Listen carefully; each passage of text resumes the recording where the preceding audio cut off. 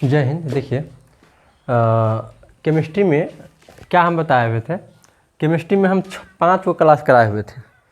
Chemistry के 5 class कराए थे। पहला पाठ का जितना भी टॉपिक था ना, इम्पोर्टेंट टॉपिक सब, वो सारा का सारा हम 5 क्लास में आपको कवर करा चुके हैं। अब उसके बाद 5 क्लास, इसके बाद क्या है, पहला पाठ में जो भी ऑब्जेक्टिव होगा, हालांकि अगर आप टॉपिक अगर अच्छे से देखे हुए हैं, अच्छे से आप पढ़े हुए हैं टॉपिक को, तो फिर उसमें से कोई भी ऑब्जेक्टिव क्यों ना रहे, कहीं से चैप्टर के बीच में से कहीं भी ऑब्जेक्टिव आपको पूछ देगा तो आपसे वो बन जाएगा, उसमें दिक्कत नहीं है। फिर भी आपको जो इम्पोर्टेंट जो ऑब्जेक्टिव है वो हम इस क्लास में आपको हम बता देंगे कि इम्पोर्टेंट ऑब्जेक्टिव क्या सब आपको बोर्ड एग्जाम में पूछ सकता है। तो ज़्यादा ऑब्जेक्टिव है नहीं, कुछ ही ऑब्जेक्टिव, 11 को ऑब्जेक्टिव लिखे हैं। बाकी बात आप टॉपिक को अच्छे से पढ़िएगा, उससे आपको ऑब्जेक्टिव निकल जाएगा। क्या है पहला, देखिए पहला क्या है, रासायनिक अभिक्रिया को व्यक्त किया जाता है। तो किसी भी रासायनिक अभिक्रिया को कैसे व्यक्त किया जाता है, संकेत के रूप में।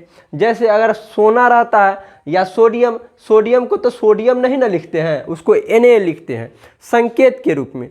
तो किसी भी रासायनिक अभिक्रिया को संकेत के रूप में व्यक्त किया जाता है। रासायनिक अभिक्रिया को किसके रूप में व्यक्त किया जाता है, संकेत के रूप में। तो इसमें आप टिक मार दीजिए, क्या हो जाएगा, इसका पहला ऑप्शन हो जाएगा संकेतों के रूप में। रासायनिक अभिक्रिया को व्यक्त किया जाता है किसमें, संकेतों के रूप में। हो गया। अगला प्रश्न देखिए, समीकरण के बाएं, समीकरण होता है ना रासायनिक समीकरण, तीर होता है तो उसके बाएं साइड और दाएं साइड, उसके बाएं साइड और दाएं साइड जो भी तत्व उपस्थित होते हैं उस तत्व के परमाणु संख्या बराबर होता है तो वो क्या कहलाता है, संतुलित समीकरण कहलाता है। क्या कहलाता है, संतुलित समीकरण। तो इसमें आप टिक मार दीजिएगा।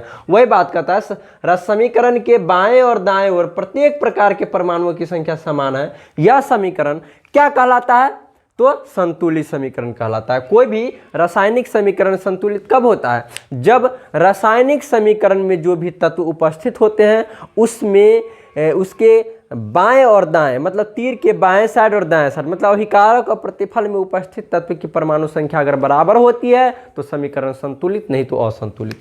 तीसरा, शरीर में भोजन का पचना कौन सा अभिक्रिया है, शरीर में भोजन का पचना क्या है, ऑक्सीकरण अभिक्रिया। शरीर में भोजन का पचना क्या है, ऑक्सीकरण अभिक्रिया। अब अगला देखते हैं। उसके बाद है निम्नलिखित में ये इसमें टिक मार देंगे, कौन सा पदार्थ बिना ज्वाला के जलता है। ज्वाला बताए हुए हैं ना, 5वां क्लास आप देखिए, उसमें ज्वाला हम बताए हुए हैं। निम्नलिखित में कौन सा पदार्थ बिना ज्वाला के जलता है, तो ये तो मोमबत्ती ज्वाला के जलता है, केरोसिन वो भी ज्वाला के जलता है। कोयला में अगर आप आग लगाइएगा ना तो वो धिंधोरा नहीं होगा। ज्वाला का मतलब क्या होता है, धिंधोरा। तो आप अगर मोमबत्ती में तो ज्वाला होता है, मोमबत्ती में तो ज्वाला होता है, ये तो कोई भी जानता है। केरोसिन को आप केरोसिन मटिया तेल उसको जलाते तो उसमें भी धिंधोरा होता है। कोयला को आप जलाइएगा ना तो उसमें धिंधोरा नहीं होगा, बस चिनगारी हो जाएगा। क्या हो जाता है, आग का चिनगारी हो जाता है। तो कोयला जो है बिना ज्वाला के जलता है। तो कहता है कौन सा पदार्थ बिना ज्वाला के जलता है, तो कोयला बिना ज्वाला के जलता है। मेथन गैस भी ज्वाला के साथ जलता है, एकदम भभकने लगता है।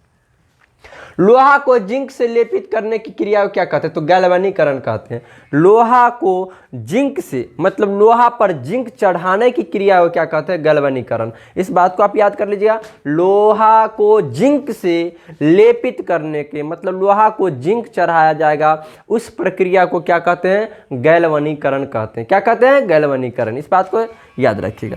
अगला है 5 का 6ठा नंबर, सिल्वर क्लोराइड का रंग क्या है। देखिए सिल्वर कौन सा, सिल्वर माने क्या होता है, चांदी।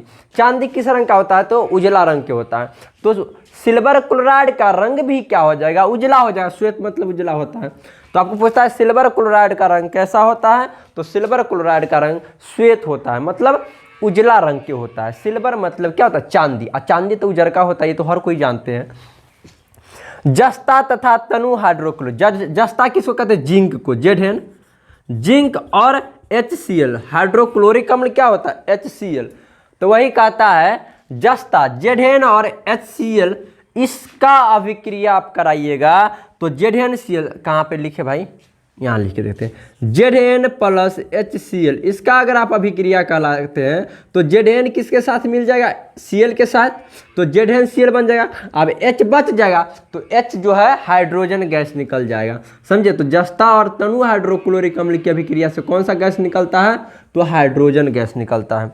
कौन सा गैस, हाइड्रोजन गैस, जस्ता और, जस्ता के मतलब जिंक, Zn, इसका अभिक्रिया अगर हाइड्रोक्लोरिक एसिड से कराते हैं तो कौन सा गैस निकलता है? हाइड्रोजन गैस निकलता है। अब निम्न में कौन सा दहन अभिक्रिया है? तो जल का उबलना, मोम का पिघलना, पेट्रोल का जलना। जल का उबलना ये क्या दहन थोड़ी होता है, जल उबलता है तो दहन नहीं होता है उसमें। मोम पिघलता है, मोम देखिए मोमबत्ती का जलना नहीं पूछ रहा है, मोम का पिघलना उसमें दहन नहीं होता है। पेट्रोल जलता है ना, उसमें दहन होता है, पेट्रोल जलता है उसमें दहन होता है, तो इसमें मार देंगे टिक, पेट्रोल का जलना। साग सब्जियों को विघटित होकर कंपोस्ट बनना, तो उष्माक्षेपी। देखिए साग सब्जी जो हम खाते हैं तो वो विघटित होकर के हमारे शरीर में ऊर्जा प्रदान करता है, और जो ऊर्जा प्रदान करता है वो क्या कहलाता है? उष्माक्षेपी कहलाता है। तो हम इसमें क्या करेंगे? साग सब्जी को विघटित होकर कंपोस्ट पर बनना कौन सा अभिक्रिया है? तो उष्माक्षेपी अभिक्रिया है, तो उष्माक्षेपी में हम टिक मार देंगे। अगला है श्वसन किस प्रकार के, हर कोई जानता है उपचयन, उपचयन को ही क्या कहते हैं? उष्माक्षेपी, समझे? उष्मा शोषित दिया है, अपचयन, तो उपचयन। श्वसन जो है उपचयन अभिक्रिया है। श्वसन कौन सा अभिक्रिया? उपचयन या उष्माक्षेपी, उपचयन या उष्माक्षेपी। इलेक्ट्रॉन के स्थानांतरण से बने यौगिक, तो इलेक्ट्रॉन के स्थानांतरण से कौन सा यौगिक बनता है? सहसंयोजी यौगिक बनता है। इलेक्ट्रॉन के स्थानांतरण से कौन सा यौगिक बनता है? सहसंयोजी। तो इस प्रकार से आपका ऑब्जेक्टिव हो गया। वैद्युत संयोजी बनता है, सॉरी वैद्युत संयोजी बनता है। इलेक्ट्रॉन के स्थानांतरण से वैद्युत संयोजी यौगिक बनता है, विद्युत संयोजी यौगिक बनता है। आपको पहला पाठ जो है रासायनिक अभिक्रिया और समीकरण, इसका ऑब्जेक्टिव जो भी हम करा दिए, इंपॉर्टेंट ऑब्जेक्टिव यही है। और बाकी बात अगर आप टॉपिक पढ़े हुए हैं, पिछले क्लास में टॉपिक पढ़े हुए हैं, तो फिर आपको ऑब्जेक्टिव याद करने की आवश्यकता पड़ेगी ही नहीं। आप उससे आराम से ऑब्जेक्टिव को क्या कर सकते हैं? जवाब दे सकते हैं। इसको फिर भी आप इसको कंप्लीट कर लीजिएगा।